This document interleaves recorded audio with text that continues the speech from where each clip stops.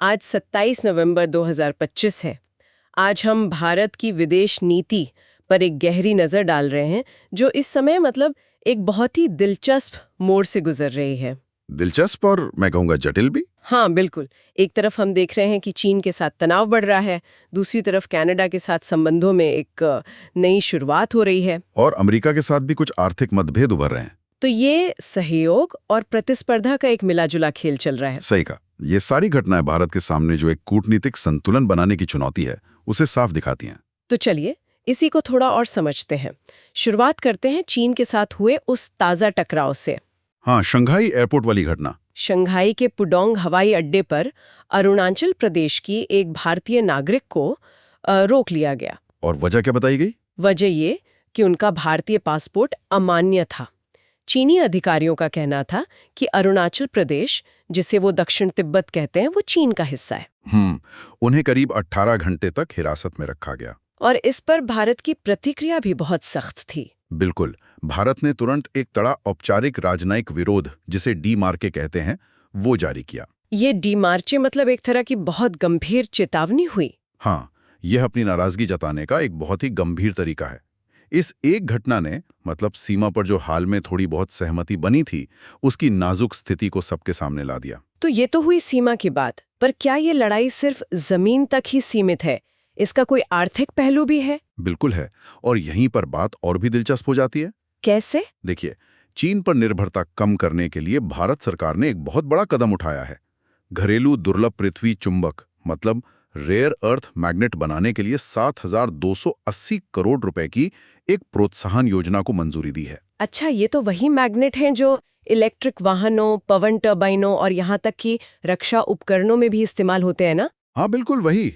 और इसीलिए ये कदम इतना जरूरी है। ये सिर्फ आत्मनिर्भरता के बारे में नहीं है। तो फिर ये क्या है? इसे आप एक सीधी जोखिम कम करने की रणनीति कह सकते हैं। इसका असली लक्ष्य सप्लाई चेन में चीन के दबदबे को तोड़ना है। ये भारत की तरफ से एक बड़ा आर्थिक दाव है। एक तरफ सीमा पर तनाव और दूसरी तरफ ये आर्थिक घेराबंदी। सही।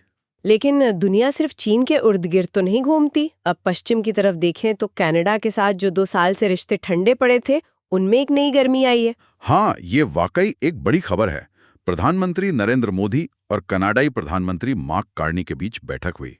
और उसके बाद जो व्यापक आर्थिक भागीदारी समझौता यानी सीपा पर बातचीत रुकी हुई थी, वो फिर से शुरू करने पर सहमति बनी है। ये बहुत अहम है।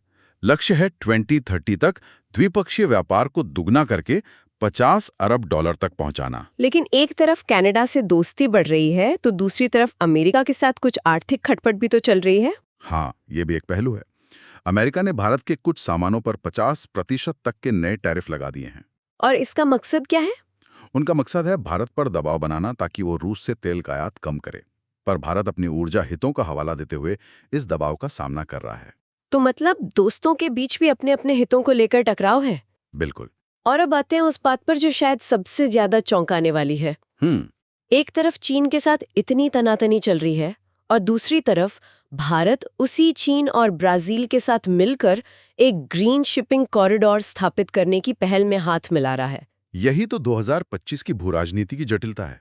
ये तो बड़ा विरोधाभास है। देखिए, भारत एक ही समय में चीन के साथ कड़ी प्रतिस्पर्धा भी कर रहा है, और जब जलवायु या वैश्विक बुनियादी ढांचे जैसे मुद्दे आते हैं, तो उसके साथ सहयोग भी कर रहा है। तो इसका कुल मतलब क्या निकलता है? आज हमने जो भी देखा, उससे तो यही लगता है कि भारत एक ऐसी दुनिया में आगे बढ़ रहा है जहां कोई स्थायी दोस्त या दुश्मन नहीं है। हाँ, रिश्ते पूरी तरह से कूटनीतिक और आर्थिक हितों पर आधारित हैं, और यही आज का सबसे बड़ा सवाल भी खड़ा करता है। क्या? भविष्य के लिए सोचने वाली बात यह है कि क्या इस तरह की बहुआयामी विदेश नीति, जहां एक ही देश के साथ आप मुकाबला भी कर रहे हैं और सहयोग भी, क्या ये लंबे समय तक टिकाऊ और सफल हो सकती है?